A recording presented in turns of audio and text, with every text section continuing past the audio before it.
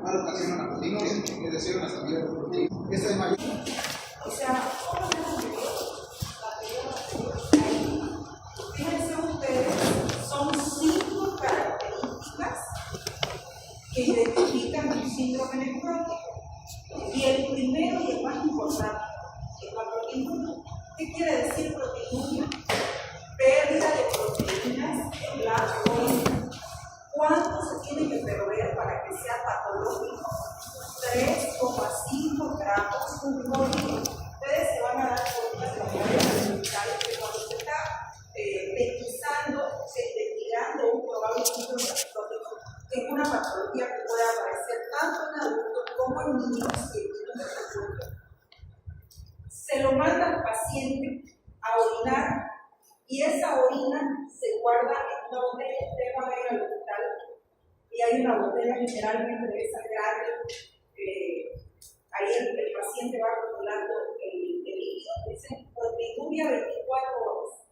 O sea, todo lo que el paciente orine en un día se manda al laboratorio clínico para hacer el examen. De allá va a venir un resultado. Si el resultado es mayor a 3,5 gramos, hay una proteinuria patológica. O sea que existirá una proteinuria fisiológica. ¿Se puede perder proteínas en la orina? ¿Se pierde proteínas en la orina? Normalmente no. ¿Ya? Ahorita vamos a ver por qué. No es normal perder proteínas en la orina. Ahora, hay algunas situaciones, como los compañeros, en que sí se pueden perder proteínas. Por ejemplo, en un paciente que ha hecho fiebre. ¿Ya? Entonces, sí se investiga, pero nunca por encima de 3,5 gramos. ¿Ok? Hasta 1 gramo puede ser, y eso que todavía está lejos. Un paciente con insuficiencia cardíaca también puede perder proteínas. ¿Ya? O sea, fisiológico entre comillas, ¿no? Porque póngala la siguiente. En su texto dice proteinuria fisiológica entre comillas porque no es del todo normal. Siempre hay una causa patológica. ¿Ok? Que él mencionó. ¿Cuáles eran? Ejercicio intenso, ¿cierto? ¿Cuál más? La fiebre. ¿Y cuál más? Y la proteinuria ortostática, que es rarísima, pero está definido en su literatura. Ahora sí. Entonces, síndrome nefrótico, vayan haciéndose ustedes un mapa mental en su cabeza para siempre, mucho no. Síndrome nefrótico es igual a pérdida de proteínas en la orina. Todo lo demás, como la anterior, que va a ir apareciendo, es una consecuencia de la proteinuria. ¿Ya? O sea, es una cascada de eventos que van a aparecer como consecuencia de la proteinuria. ¿Ya? Ahora sí.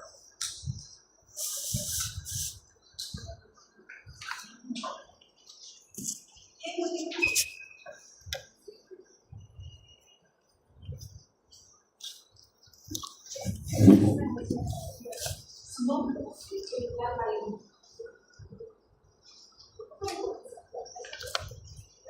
Buenas noches, compañeros. El día de hoy explicar la causa de la etiología del síndrome nefrótico. Serían dos. Tenemos las glomerulopatías primarias y las glomerulopatías secundarias. Entre las primarias tenemos la enfermedad de cambios mínimos. ¿Qué quiere decir? Que es una podocinopatía, que es una enfermedad primaria del glomérulo. ¿Ya? Esta enfermedad hace que no se pueda filtrar bien correctamente y provoca que la albúmina se libere por la orina. Ya esta enfermedad mayormente se presenta en los niños. Algunos síntomas que tenemos son la hinchazón, ya sea en los ojos, en las manos, en los pies, en el abdomen. Tenemos una orina espumosa, aumento de peso por la retención de líquido, el cansancio. La glomerulosclerosis focal y segmentaria es una enfermedad en la cual hay una cicatriz los médicos, ¿ya? Aquí lo que mayormente se destaca es la presión arterial alta, también está acompañado del hinchazón, del aumento del peso y del cansancio. La nefropatía membranosa, aquí mayormente es en los pacientes adultos, ¿ya? Es una enfermedad autoinmunitaria del riñón. Aquí lo que me destaca es el nivel alto de colesterol en la sangre.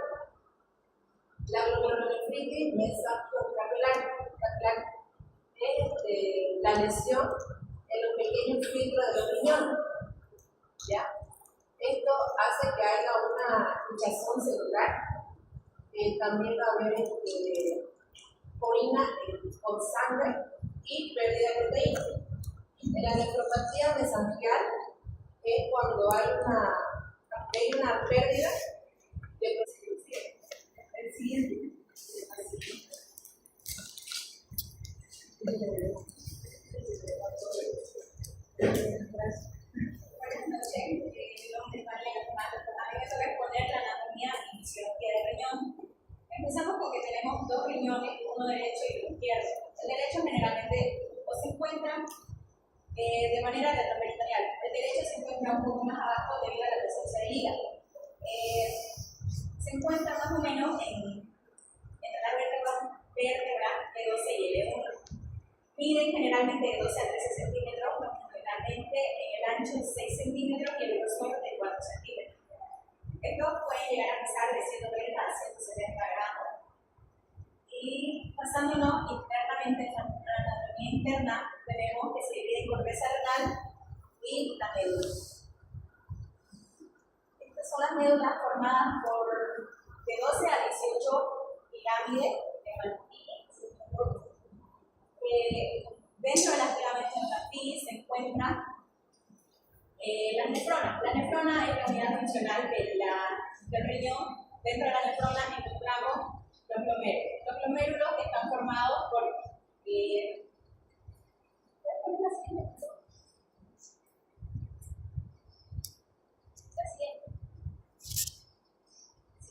están formados por arterias aferentes y deferentes y por capilares.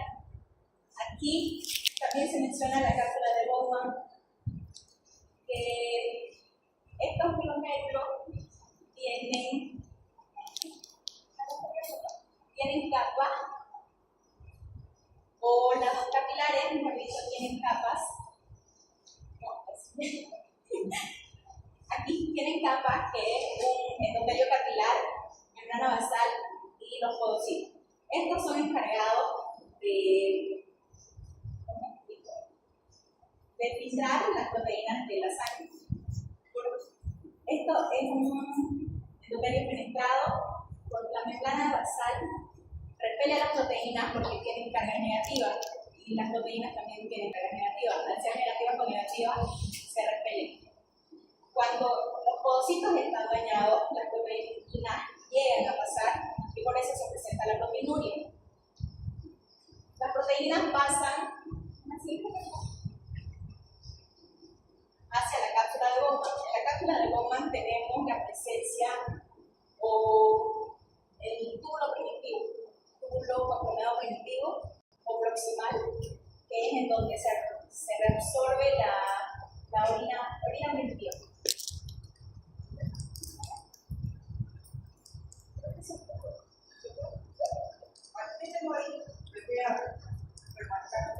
Para entender síntomas nefróticos, lo más importante es entender qué es lo que está pasando biológicamente en el riñón. Ya su compañera lo explicó muy bien, vamos a repasar. Su compañera decía corteza y médula. La unidad estructural y funcional del riñón, ¿cuál es? La nefrona. ¿Cómo está formada la nefrona? Por varios segmentos. Si yo en el examen les pongo la nefrona y les digo, marque qué parte de la nefrona está dañada en el síndrome nefrótico. Ustedes tienen que saber, ¿ya? La nefrona es básicamente el corpúsculo renal, que es esta estructura, ahorita vamos a ver cómo está compuesta, el túbulo contorneado proximal, el asa de Henle, el túbulo contorneado distal y el túbulo colector. Fíjense qué facilito. O sea, es un corpúsculo que es una estructura vascular y toda la serie de túbulos por donde va pasando la orina y va cambiando su composición química, ¿cierto? Ahora, ¿qué es el corpúsculo de Malpighi o corpúsculo renal? ¿Se acuerdan? Es una estructura formada por vasos sanguíneos y un recubrimiento epitelial que se llama cápsula de Bowman. ¿Se acuerdan? Histología. Entonces, fíjense cómo está formada esa estructura vascular que se llama glomérulo. Son los capilares. ¿Se acuerdan? En la primera clase de fisiopatología les hice un dibujo del aparato cardiovascular, ¿no es cierto? Arterias de más grande a más pequeñita. La más grande, arteria elástica. Muscular, terminan en arterias pequeñas que van a arteriolas. Las arteriolas se continúan con los capilares. Entonces, esto es la distribución más pequeña del sistema arterial. ¿Ya? Hay una arteriola aferente que entra por el polo vascular del corpúsculo. Es una arteriola que entra, hace un ovillo que son varios capilares penetrados y luego sale como arteriola eferente. ¿Ya? ¿Qué es lo que sucede aquí? Esto está rodeado por una cápsula de Bowman que tiene una capa visceral en contacto con los vasos, con el endotelio vascular, y una capa parietal. Y ese espacio que queda aquí se llama espacio urinario. ¿Qué es lo tan grandioso que sucede en el riñón? Ustedes lo aprendieron en histología.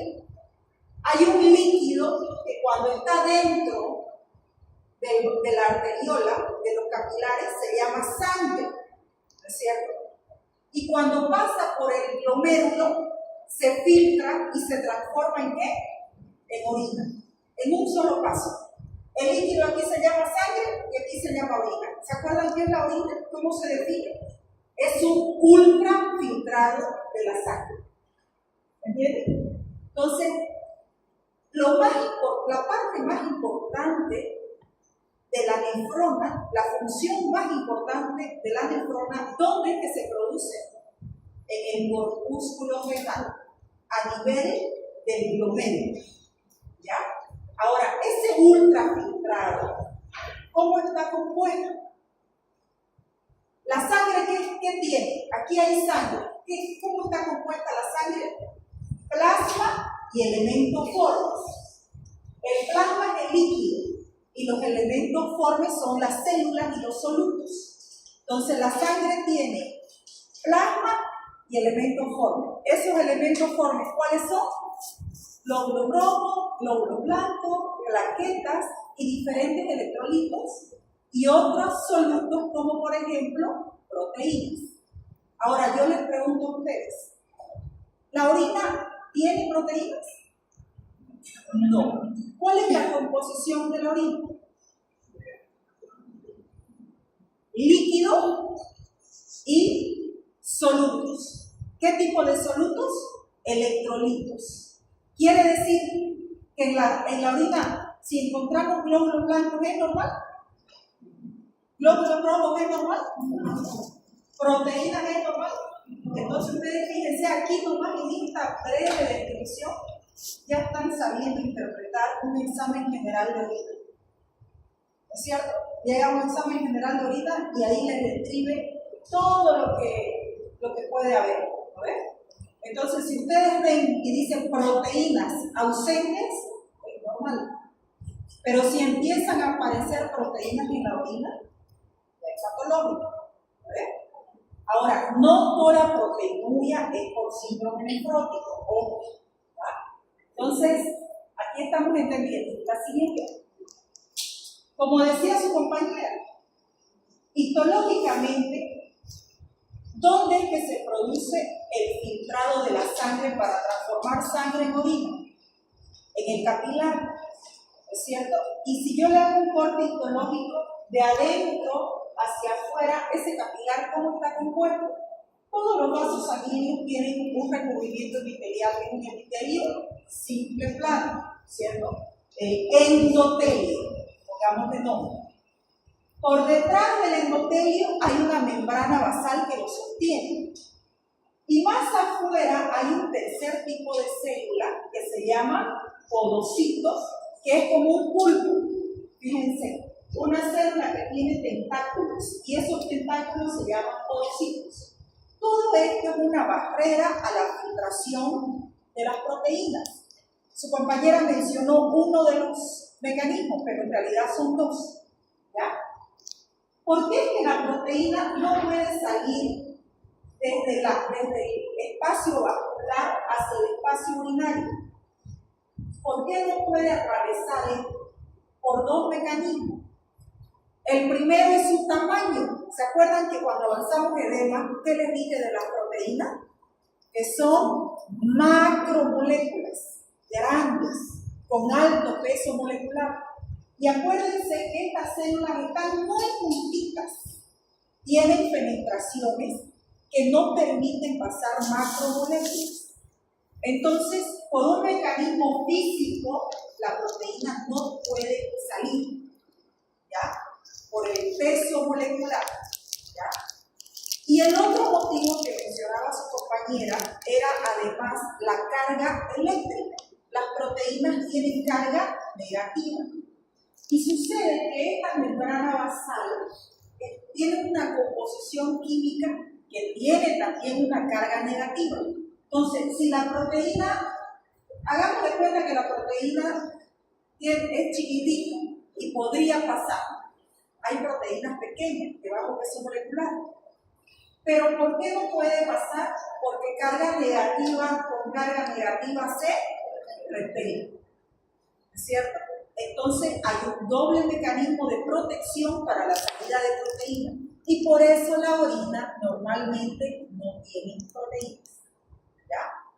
Ahora no les voy a quitar con el tema, ¿no? A ustedes, ahorita vamos a ver. Entonces, como les decía, ¿dónde está el problema? ¿En qué estructura anatómica está el problema en el síndrome nefrótico? Si yo les pongo el dibujo de la nefrona, en el túbulo contorneado proximal, en el túbulo contorneado distal, en el asa de Henle, ¿dónde creen ustedes que va a estar el problema?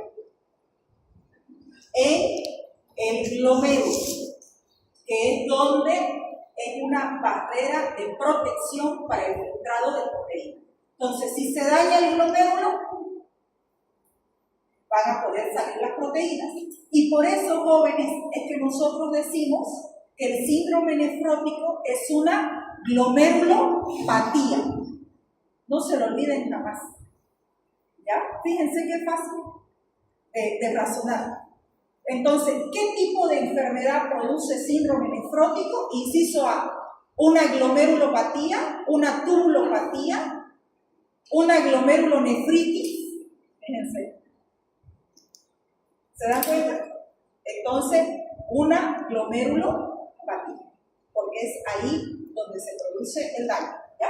Ahora sí, sigan.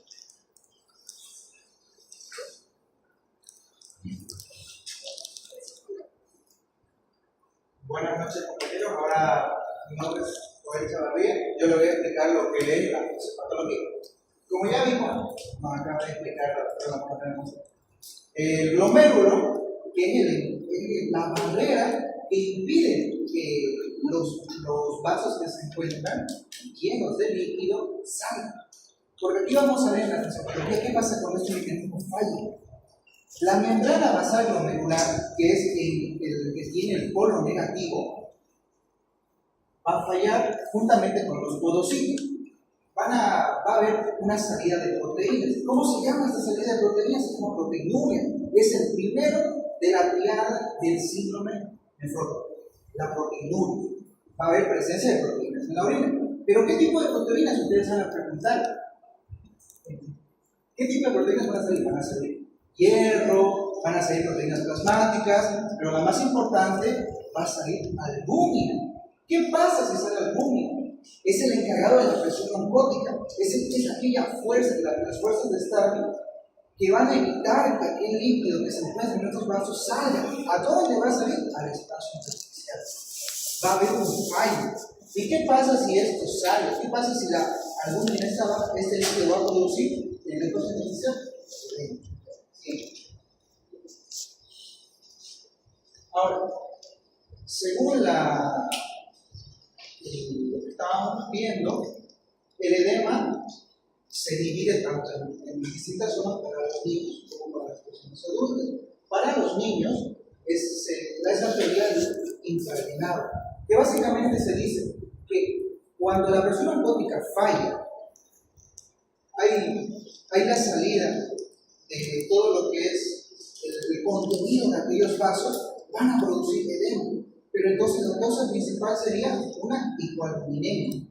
Pero nuestro sistema va a decir, ¿qué procede? El sistema renal no se va a quedar tranquilo. Se va a activar el sistema renal angiotensina aldosterona, se va a activar la hormona antidiurética y nuestro sistema nervioso simpático. ¿Qué va a hacer el sistema renal angiotensina aldosterona? Va a reabsorber sodio y agua. ¿Y qué va a hacer la hormona antidiurética? Se va a encargar de reabsorber la poca agua que quedó en los túbulos colectores. Y el sistema nervioso simpático se va a encargar de la contracción de aquellos túbulos. Entonces, esto es especialmente para niños. Pero ¿qué va a pasar en las personas mayores? Será diferente. Así es completamente diferente. En este caso, el problema no es la hipoalbuminemia, la baja de esta proteína, sino que hay un problema en el túbulo colector cortical. Ahí se encuentra el. Fíjense, él está explicando que hay dos mecanismos para la formación del edema. Y está diciendo algo muy importante, que en los niños el edema, la causa principal es la hipoalbuminemia, por la disminución de la presión osmótica. Pero en los adultos hay un segundo mecanismo, que es lo que está explicando.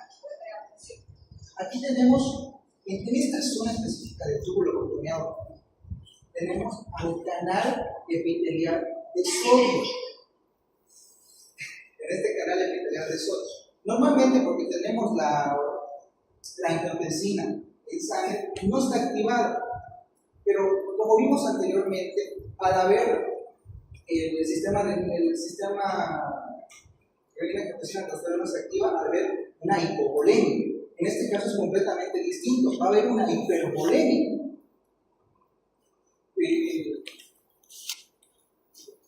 En este caso, volvemos al inicio, como las membranas del glomérulo fallaron, hubo salida de distintas proteínas. Entre ellas hay una proteína plasmática,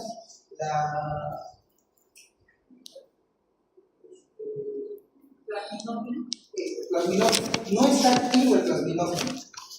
Va a cruzar por el túbulo contorneado y se va a encontrar con su enzima activadora, la urosinasa. Esta enzima, ¿qué va a hacer? El plasminógeno y va a transformarse en plasmina. Esta plasmina va a llegar al canal epitelial de sodio, lo va a cortar y lo va a activar. Sin necesidad de que se active el sistema renal angiotensina aldosterona, ¿qué va a hacer? Va a empezar a reabsorber sodio y agua. ¿Y qué va a pasar con todo esto? Va a volver, va a querer entrar todo esto, comprimirse dentro de los vasos. Pero viendo que hay una pérdida también significativa de albúmina, hay una hipoalbuminemia, ¿qué va a pasar? Por esta fuerza, la presión hidroestática no va a ser suficiente para contener. Entonces, ¿qué va a pasar? Va a derivarse a los tejidos. Y eso transforma ocurre otra vez edema. Y esto es algo característico, porque el edema que llega a ocasionar es de grado 4, llega a ser avanzado. ¿Cómo se llama el edema generalizado? Avanzado. Fíjense que el edema, dependiendo de su localización, va a morir un intenso. En los niños generalmente suele ser en perioditario o facial primero. Y en los adultos puede expresar en las piernas por la gravedad, ¿no? Por la hiperexpansión. Pero, como dice su compañero, llega un momento en que hay una expansión de volumen sanguíneo tan intensa y el edema se vuelve sistémico. Y no solamente hay un edema en el celular subcutáneo, sino también en órganos internos. Ahora vamos a ver lo que es la dislipidemia. ¿Por qué relacionamos algo relacionado con el hígado? Porque en este caso, como vimos, el sistema renal especialmente quiso activar mecanismos de compensación. El sistema renal funciona la aldosterona, la hormona antidiurética y el sistema nervioso simpático. Pero también el hígado quiere ayudar. ¿Qué va a hacer? Va a empezar a producir proteínas. Pero no solo va a producir específicamente albúmina, porque sabemos que uno de la triada de síndrome nefrótico es hipoalbuminemia, baja la albúmina. Va a empezar a producir también lipoproteínas. No solo se da dislipidemia a causa de una mala alimentación, porque sabemos que las lipoproteínas tenemos lipoproteínas de alta densidad y lipoproteínas de baja densidad. En este caso vemos como una sobreproducción de esta va a ocasionar este tipo de sobreproducción. Ahora hablamos de hipercoagulabilidad. ¿Qué va a pasar? Hemos visto que hay un problema al momento de la membrana, por lo cual va a haber salida tanto de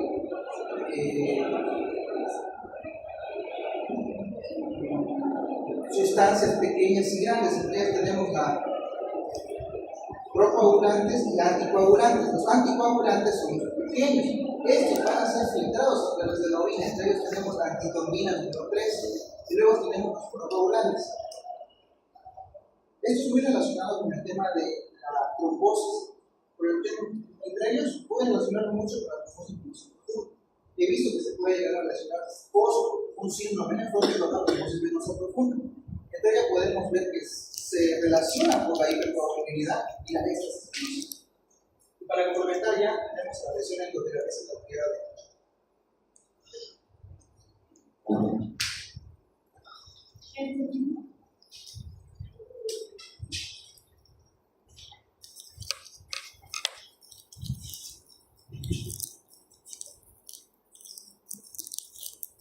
Buenas noches, doctora. Buenas noches, compañero. Yo soy Alessandra y le voy a explicar manifestaciones clínicas. Como primera manifestación vamos a observar la proteinuria masiva. Es importante recalcar esto porque al observar proteína en la orina que no es normal, porque el riñón no da el paso de proteína, pero al ver que el glomérulo está dañado, va a hacer que esta proteína, que esta albúmina, va a pasar por el filtro renal y va a ser eliminada por la orina. Y es por eso que se observa como un orín medio espumoso, porque hay presencia de proteína en orina y no es normal. Como consecuencia de esto, vamos a observar lo que es una albuminemia, una baja concentración de albúmina en sangre menor a 3 gramos por decilitro. Esto como consecuencia vamos a observar lo que es un edema generalizado, que es la acumulación de líquido en los tejidos. Y es importante esta albúmina porque esta albúmina va a hacer que el líquido se mantenga en los vasos sanguíneos, pero al haber una disminución de la albúmina, este líquido va a salir y se va a acumular debajo de la piel. Y como en el paciente lo podemos ver en el párpado y durante el día podemos ver en las piernas, en el tobillo, en el pie. Y si el edema va progresando, vamos a ver como una nasal. También en algunas regiones del cuerpo podemos ver en una citis o también que se puede acumular alrededor del tumor y provocar un derrame pleural.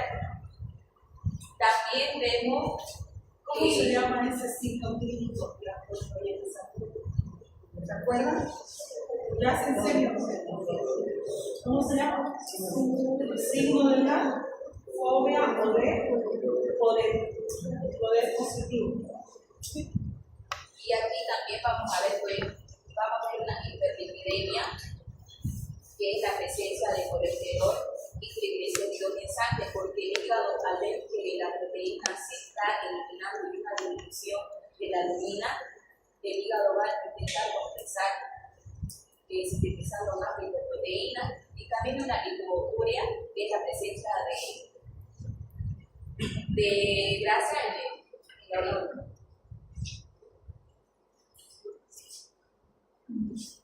Aquí vemos un esquema, como empieza aquí el glomérulo está dañado, lo que va a hacer es que se va a eliminar la proteína albúmina mediante la orina. Y al ver eliminación de albumina en la orina va a disminuir la albumina en sangre, lo que va a provocar como consecuencia un edema generalizado. Y el hígado va a intentar compensar la proteína, que es la albumina, y lo que va a provocar es una hiperlipidemia y una lipiduria.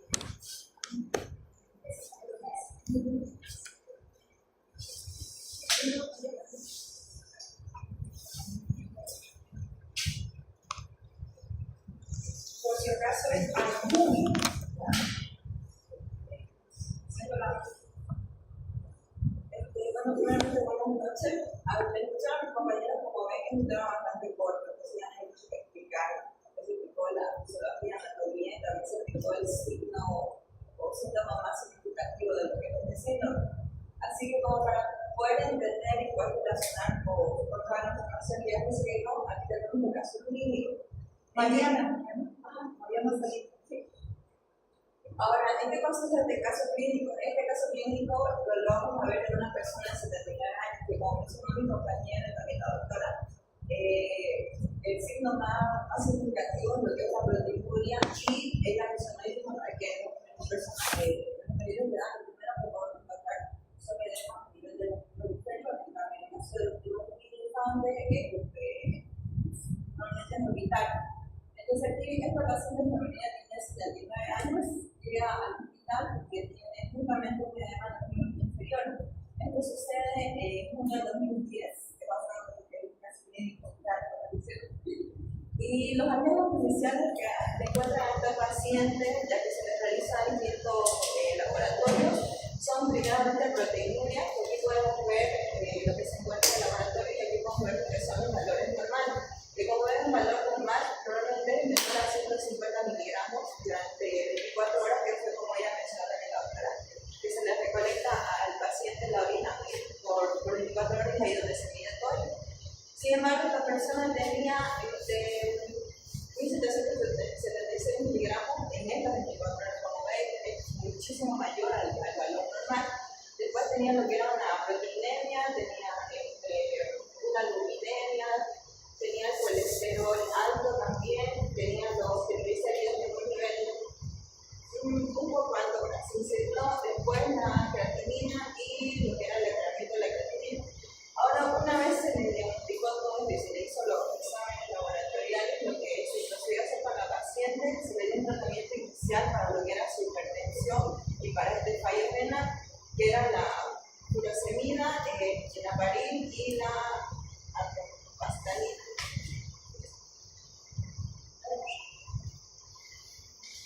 Fíjense ahí, la creatinina normal, ¿hasta cuánto es? ¿Cuánto es la creatinina normal? Hasta 0,6 hasta 1. ¿Cuánto tiene ella? 1,6. Siempre que la creatinina esté por encima del valor normal, ¿cómo le podemos llamar a eso? ¿Cómo se llama? Ya podemos hablar de que el paciente tiene insuficiencia renal. ¿Ok? Entonces, por eso es importante saber los valores normales. ¿Ya? También hizo también la doctora de caso clínico aquí para que vamos razonando. O sea, si yo les pregunto, ¿el síndrome nefrótico puede ser una causa de insuficiencia renal? ¿Qué creen ustedes? Sí, porque ahí, por ejemplo, lo estamos viendo. Ahora que papá no le todo, pero para que entiendan, lo que pasa con esta paciente es que una vez que recibe el tratamiento, decide no retornar al hospital. Entonces, ¿qué hace la paciente? Regresa después de 5 meses, ya que ese edema que en principio comenzó en los miembros inferiores termina haciéndose de manera generalizada, se convierte en lo que es una nasarca. Y al tener esta nasarca, y además de empeorar además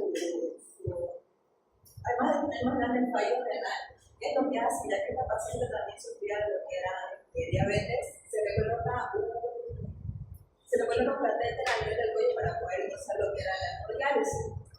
¿Por qué creen que le van a hacer hemodiálisis? Porque tiene insuficiencia renal.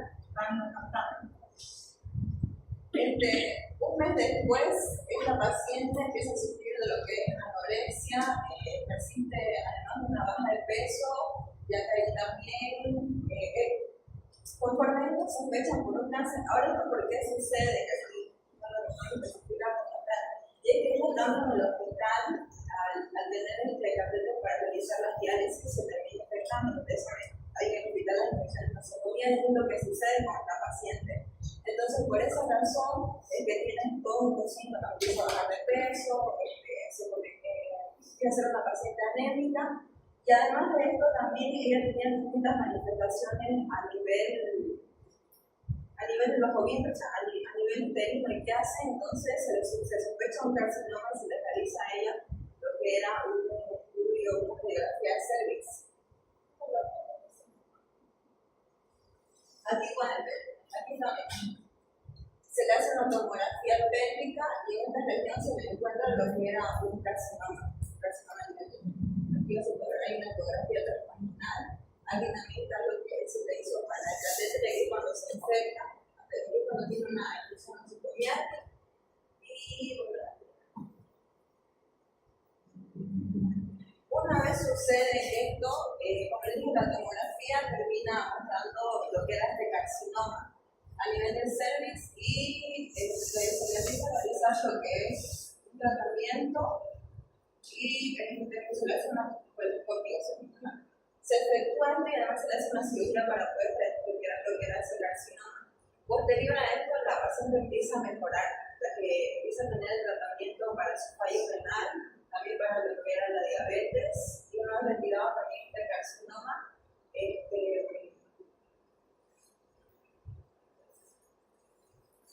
técnicamente empieza a mejorar. Eso es lo que sucede con la paciente. Además que ahí también no lo mencioné, pero además de la infección nosocomial termina teniendo problemas, ya que a causa de carcinoma y los familiares a no tener la economía suficiente deciden no realizarle una radioterapia ni una quimioterapia.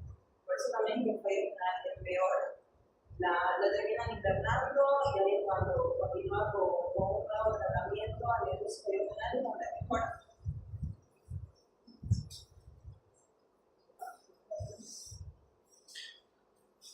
En julio del 2011 se constata la mejoría de su función renal, que parecía un síndrome nefrótico, ya que, como vieron ayer, había una proteinuria, había la proteinuria, el colesterol alto, y 2 meses después, en enero del 2012, la paciente estaba asintomática y el síndrome nefrótico en una remisión completa. Ahora, ¿por qué también es importante ver este caso del síndrome nefrótico? Es para que nosotros podamos diferenciar cuando un paciente llega con edema, porque al llegar con edema nosotros podemos pensar que tiene cualquier otra cosa. Y también cuando se trata de un síndrome nefrótico en una persona, siempre hay que sospechar de que hay una causa secundaria. Puede ser diabetes, en este caso, como vieron, era el carcinoma que tenía que cervical. Y aquí pueden ver la línea de tiempo para que, o sea, hay un resumen de todo. Inicia con el edema, como llega. Posterior a un empeoramiento, no se le hace la radioterapia, ni nada, se le pone la diálisis, se infecta, aquí se determina el carcinoma, se desinfecta el catéter y hay una mejoría de la función renal al seguir el tratamiento completo.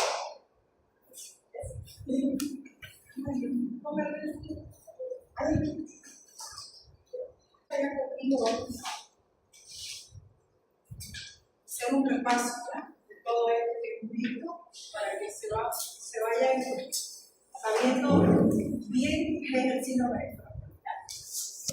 Recuerden, un síndrome, conjunto de signos y síntomas que definen una enfermedad. ¿Qué vendría a ser el síndrome nefrótico? Es una patología que se define por 5 elementos. ¿Ya? No es una triada, son 5 elementos. Fíjense, para que no se olviden, como yo estudiaba cuando estaba en el aula. Hagan una estrella, no se olvida uno jamás. Una estrella de 5 puntos. Síndrome nefrótico es una estrella de 5 puntos. 5.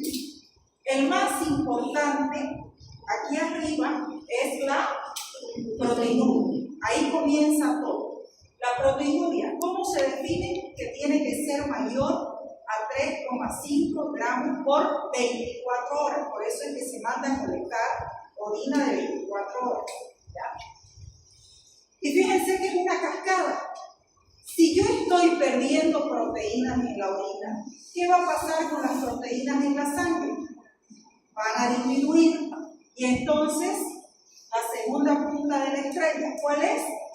La hipoalbuminemia. ¿Por qué hablamos solamente de la albúmina? Porque la albúmina es la proteína más abundante de la sangre y es la primera que se va a disminuir.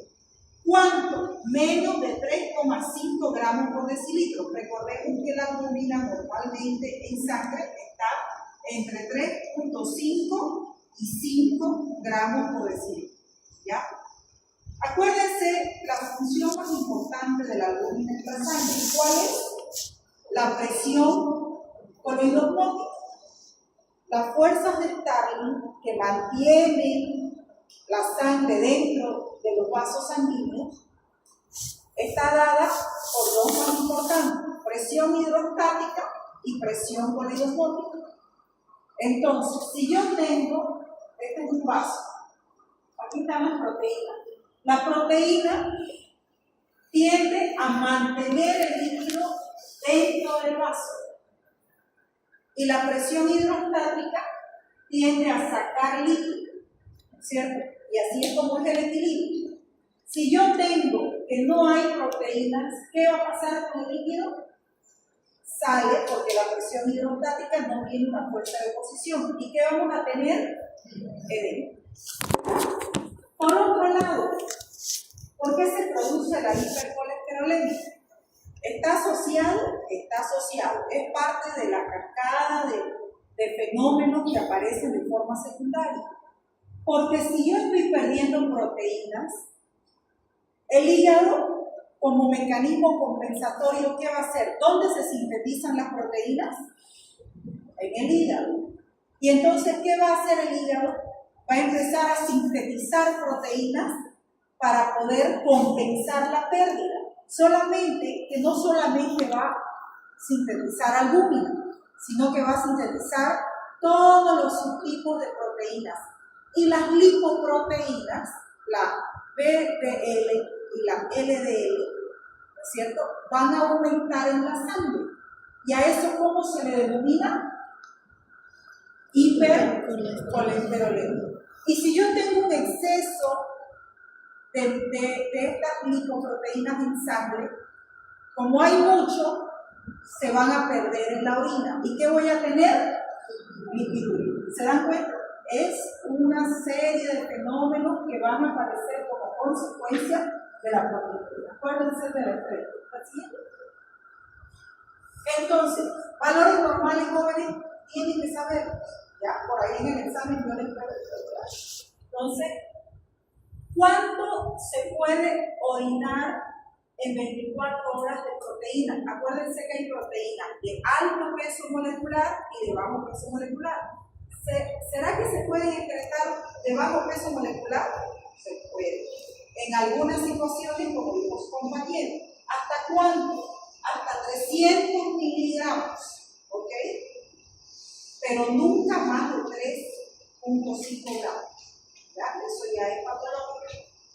Aquí igual la albúmina se puede excretar, pero menos de 30 miligramos en 24 horas y en ciertas condiciones. Las proteínas de bajo peso molecular, de las que les estoy hablando, ¿no?, como son chiquititas, pueden atravesar la barrera molecular y pueden salir hasta 10 miligramos en 24 horas. Y otras proteínas musculares, que generalmente esas no se pueden verificar en una sala biológica. Entonces, la proteinuria fisiológica generalmente es menor de 1 gramo en 24 horas y puede ser, y siempre es transitoria y leve, no es persistente. ¿Por qué? Porque, por ejemplo, en un estado febril pasa la fiebre y la proteinuria tiene que desaparecer, ¿ya? O otras causas como el ejercicio intenso que también hicimos su papel. Ahora aquí, importante, hablábamos que el síndrome nefrótico es una glomerulopatía. Y las glomerulopatías pueden ser primarias, quiere decir que no hay una causa diferente, una enfermedad diferente que lo provoque, ¿ya? Así es una patología intrínseca en el glomérulo y por eso tiene un nombre propio. Esas son las primarias. Y las secundarias son, por ejemplo, como mencionaba su compañero, secundaria a infecciones, secundaria a toxinas, secundaria a alergias, a neoplasias, alteraciones cardiovasculares como la insuficiencia cardíaca y otros como la amiloidosis, el lupus, la diabetes. ¿Ya? O sea, hay cualquier cantidad de causas secundarias que pueden producir síndrome nefrótico, como el caso del clínico que mencionó la colega, que mencionaba un carcinoma. Y fíjense, los carcinomas pueden originar un síndrome nefrótico. ¿Ya? Ahora, las más importantes que vamos a tocar aquí son las primarias. Fíjense, son nombres raros, ¿ya? Por ejemplo, la enfermedad de cambios mínimos, común en los niños. ¿Qué parte histológica es la que se daña en esta enfermedad? Daño en los podocitos. ¿Se acuerdan de esa célula pulpo que les mostré? Que es una barrera de filtrado de proteínas. Cuando hay una enfermedad de cambios mínimos, se produce, es como que perfora esa membrana, ese diafragma que hay entre los podocitos, entre estas células, y deja un espacio que permite el pasaje de proteínas. ¿Ok? La nefropatía membranosa se llama membranosa porque afecta a la membrana basal, esa estructura que tiene carga negativa y que repele la carga negativa de las proteínas, se puede engrosar por depósito de anticuerpos y perder la carga negativa. Y esa enfermedad puede producir síndrome nefrótico. La glomeruloesclerosis, fíjense su nombre lo dice, esclerosis, sea focal o segmentaria. Esclerosis es depósito de tejido conectivo, o sea, una cicatrización en el glomérulo que va a alterar la estructura y va a permitir el pasaje de proteínas a través de espacios anómalos que se forman en la pared glomerular. ¿Ya? Y la nefropatía mesangial por inmunoglobulina A, acuérdense que los anticuerpos pueden ir a depositarse a diferentes órganos y producir consecuencias clínicas. En este caso, la inmunoglobulina A se va a acumular en el glomérulo y va a producir una alteración estructural que va a desembocar en la permisividad al filtrado de las proteínas. ¿Ya? Entonces, fíjense, estos son los nombres de las patologías primarias que pueden producir síndrome nefrótico. Vamos a la siguiente, que es más o menos lo que ya habíamos visto. La nefrona tiene varias partes, acuérdense: corpúsculo renal, túbulo contorneado proximal, asa de Henle, túbulo contorneado distal y túbulo colector. ¿Dónde se produce la lesión en esta patología? En el glomérulo, ¿ya? Que es parte histológica del corpúsculo renal y la parte más importante porque es donde se filtra la sangre para hacer la orina, ¿ya? Entonces, se va a dañar y nos va a producir la cascada de fenómenos. La siguiente. Aquí fíjense histológicamente: arteriola aferente, capilares, arteriola eferente. La sangre ingresa, se filtra, pasa al espacio urinario y en esos túbulos contorneados proximal, asa de Henle, lo que va a suceder es que ese primer filtrado de la orina se va a modificar a través de la reabsorción de sodio, liberación de potasio y otros electrolitos, ¿no es cierto? Hasta que sale la orina completamente constituida. Pero el paso inicial para la formación de la orina es el filtrado, ¿no? Entonces, ¿cómo está compuesto entonces? Acuérdense, son 3 capas: el endotelio, la membrana basal y el podocito. La lesión se puede producir para un síndrome nefrótico ya sea en el endotelio, en la membrana basal o en el podocito. La siguiente. Aquí un resumen, fíjense. Tenemos el riñón, tenemos la nefrona, tenemos el corpúsculo renal con el glomérulo, histológicamente formado por 3 capas que son endotelio, membrana y podocito. Entonces, ¿qué es lo que sucede? Fíjense, aquí hay la composición sanguínea, lo que hablábamos plasma, elementos formes y otros solutos. A través, fíjense, aquí es el espacio primario y aquí es la luz del vaso. A través de esta estructura pasan agua y pasan solutos, ¿ya? Entonces, agua y solutos pasan. ¿Proteínas pasan? No. ¿Por qué? Por dos mecanismos, ¿no? Uno de ellos es la carga negativa. Esta membrana tiene carga negativa y las proteínas tienen carga negativa y por tanto se repelen, ¿ya? Cuando hay una nefropatía mesangial por inmunoglobulina A, esta membrana basal se llena de inmunoglobulina A y le cambia la carga. Se pierde la carga negativa y el resultado es que las proteínas ya no tienen esa fuerza de oposición y logran atravesar la membrana, ¿ya? Otro mecanismo por el cual la proteína no pasa, tamaño, ¿ya? Es como si yo en esta puerta, por esta puerta quiera que entre un elefante, ¿cierto? No puede. ¿Por qué? Por el peso. Lo mismo, la proteína es grande y no puede pasar. Pero ¿qué pasa si yo tengo una patología que perfora los espacios? Estos espacios no están vacíos, tienen una membrana, ¿ya? Por el cual no puede pasar una macromolécula. Pero si hay una enfermedad que perfora esta membrana, queda un gran espacio. ¿Será que la proteína va a poder pasar? Puede pasar. Se llama enfermedad de cambios mínimos, ¿ya? Perfora la estructura de los podocitos, ¿ya? Y así cada una de esas tiene un mecanismo. Entonces, ¿por qué no pasan? Por tamaño y por carga, ¿ya? Esto es el paso 1 para que se produzca el síndrome de Frost, ¿ya? Entonces, normalmente no pasa. La siguiente. Entonces, una vez más, glomérulo, aquí sangre, aquí orina, ¿no?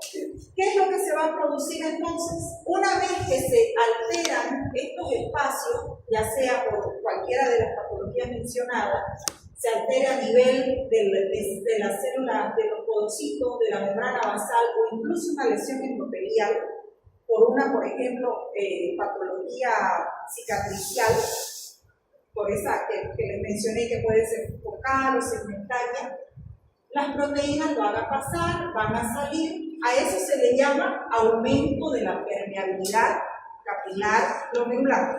La barrera está dañada y aumenta la permisividad, la permeabilidad. Resultado, fíjense, aquí por ejemplo menciona solo un mecanismo, lesión importante en un podocito, que no es el único mecanismo, ¿ya?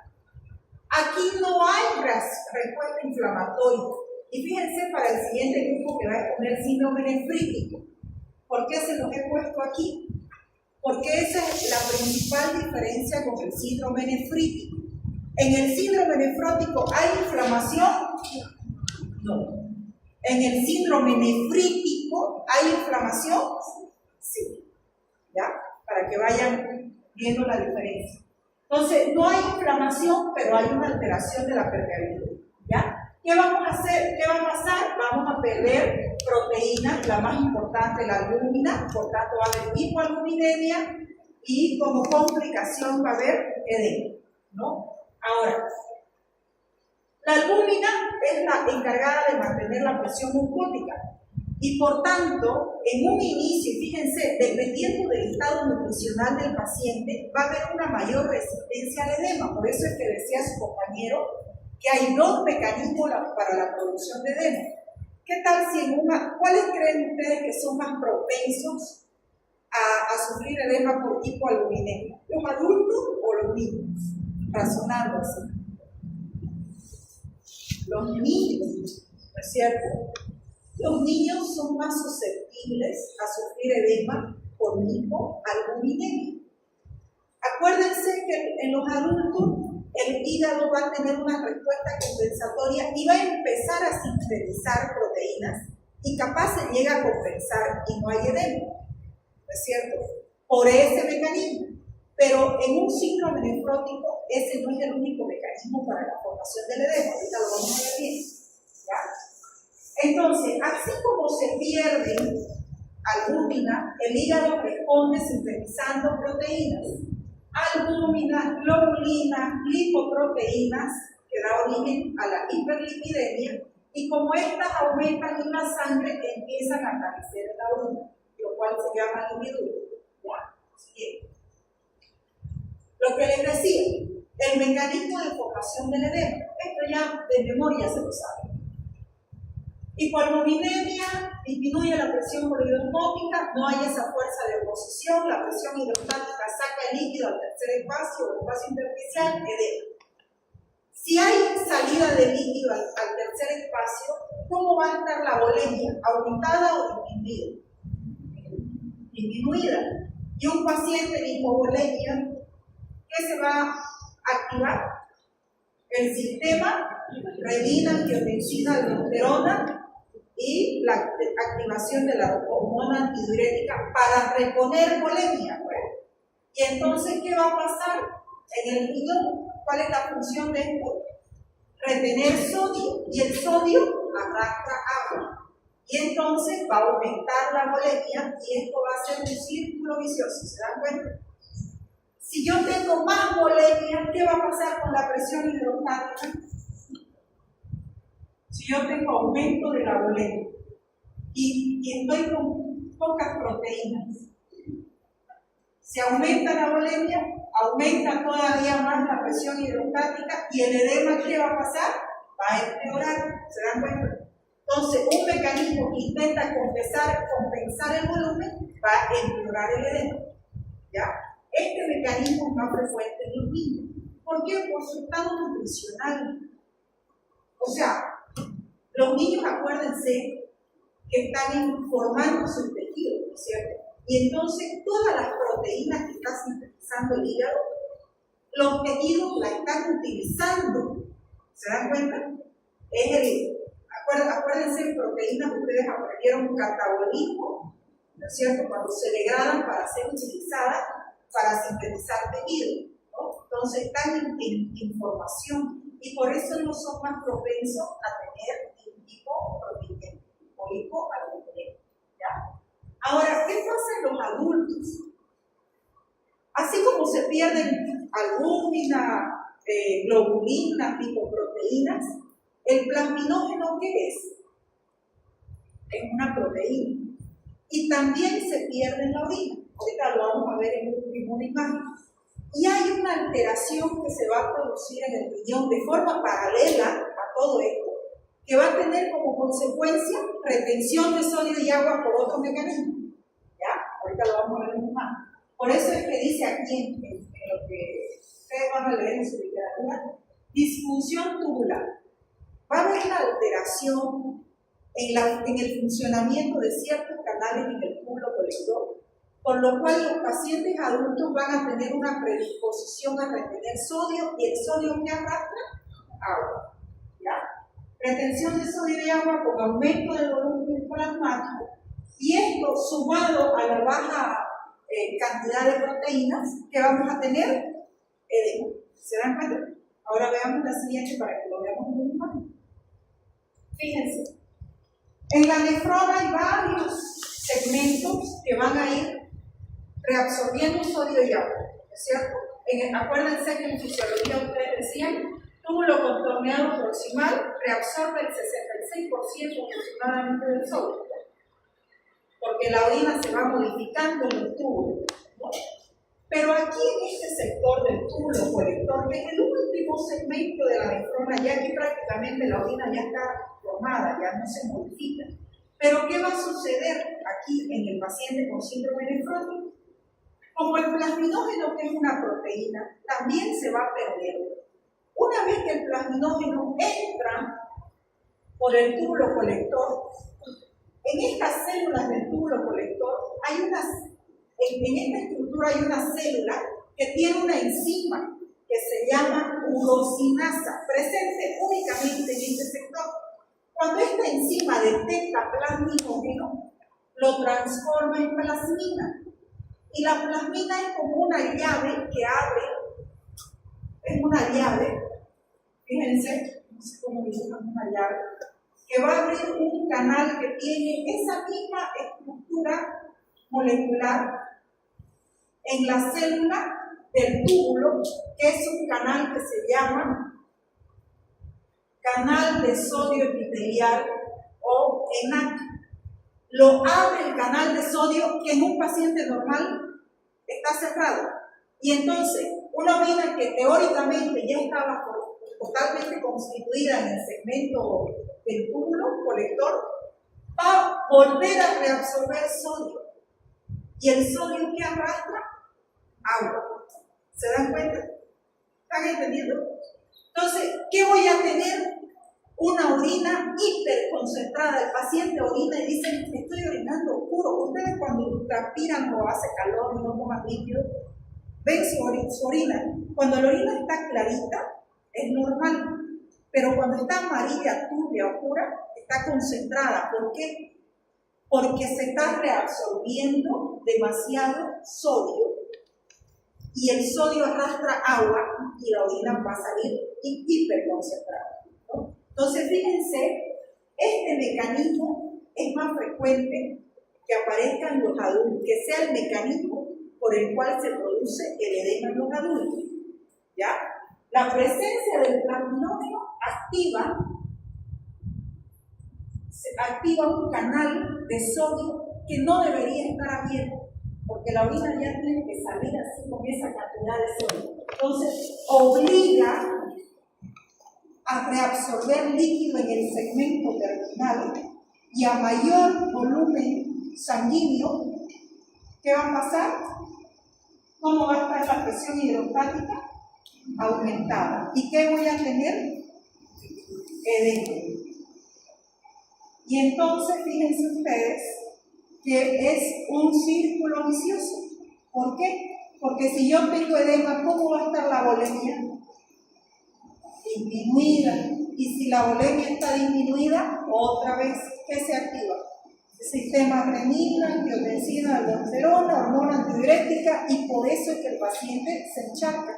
Como decía su compañera, derrame pleural,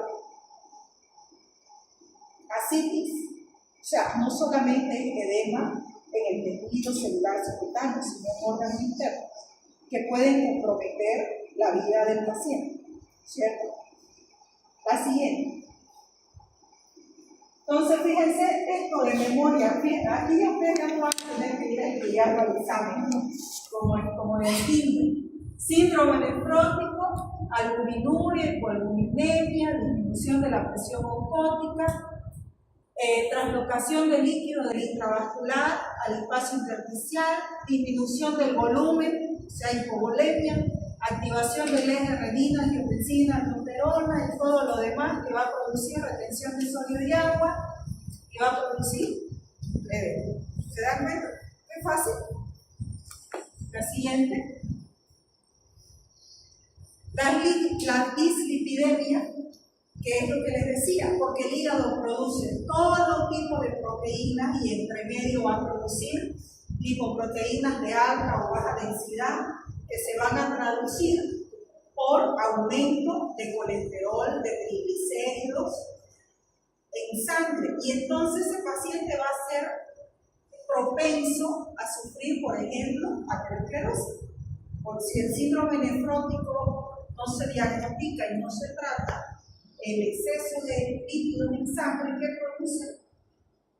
¿Se acuerdan que lo vimos ya en el tema de la patología cardíaca? Produce aterosclerosis, ¿cierto?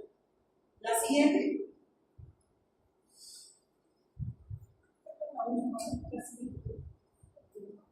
Estado de hipercoagulabilidad, ¿por qué?